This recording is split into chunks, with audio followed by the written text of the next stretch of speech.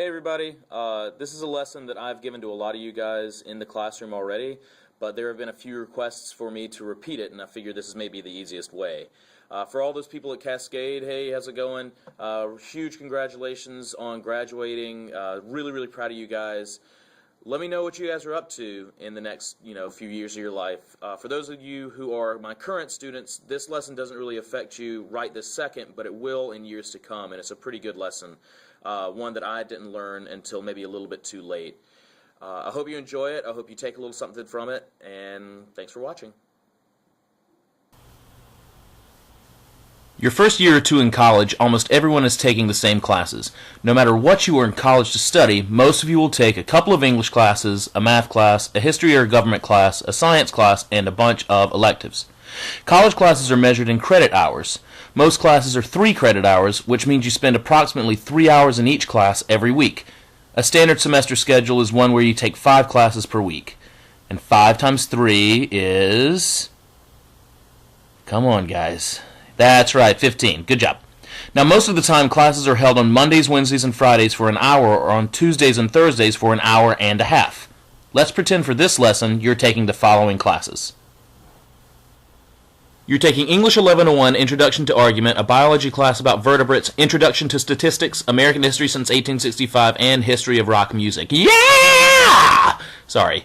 Your English, biology, and statistics classes are Monday, Wednesday, Friday classes, and they're spread throughout the day. History and music are Tuesday, Thursday classes. Let's assume you take an hour for lunch every day. Look at all that time in your day where you have nothing to do. Your first class on Mondays, Wednesdays, and Fridays is at 10 o'clock, and on Tuesdays and Thursdays at 11. This means you get to sleep late every single day.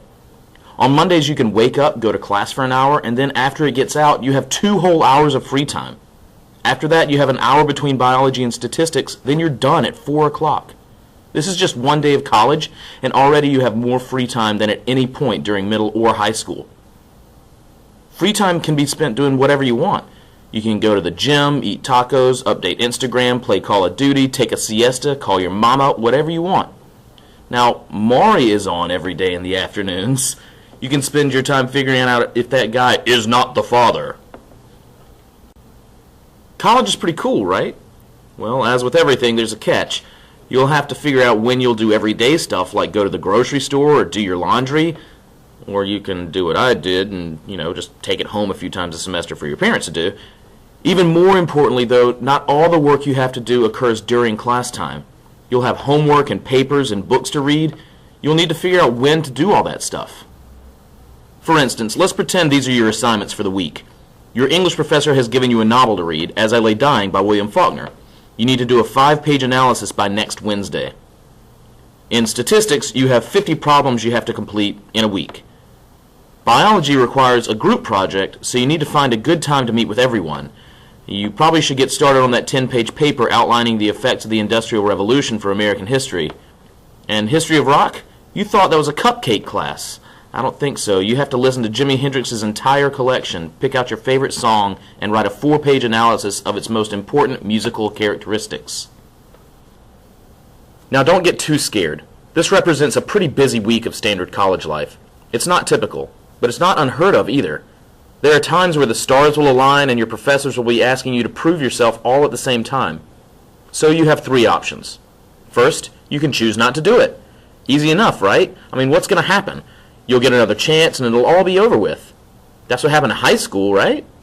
Sorry, Broseph, your professors don't care about high school. You're in college now. If you don't do it, fine. That's 1 paper he doesn't have to grade. It's so much easier just to give you a 0. Nah, option 1 is out.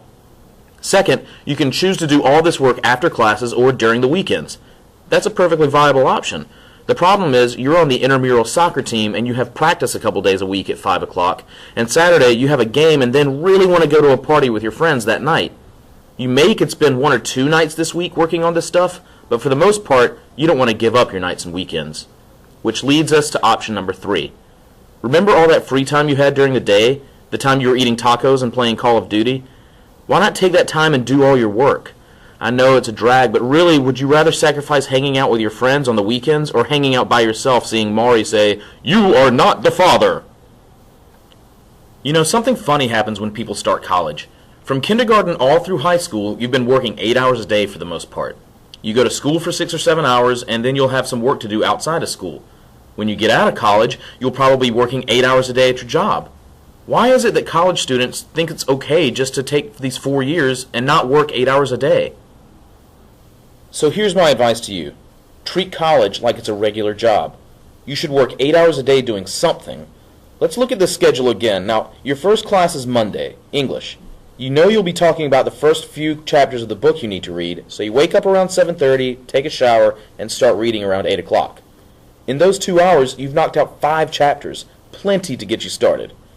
After contributing to the discussion of the novel in your class, your professor looked super impressed with your in-depth knowledge of the first 5 chapters, by the way, you have 2 hours to work with.